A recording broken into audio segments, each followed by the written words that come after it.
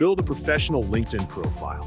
If this guide helpful, don't forget to like and subscribe. First, open your browser and go to LinkedIn.com. On the homepage, click Login in the top right corner, then enter your email address and password to access your account. Once you're on the homepage, click your profile icon and select Profile View to see your public profile. To update your profile photo, click on the current image, choose Update Photo, and then select Upload Photo. Pick a professional headshot, adjust it as needed, and click Save Photo. Next, enhance your profile by adding education details.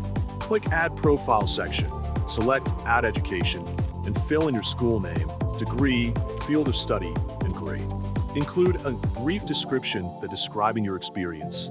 Then proceed to the Skills section to add relevant expertise, such as business strategy. Once this is done, go to Settings and Privacy from your profile menu.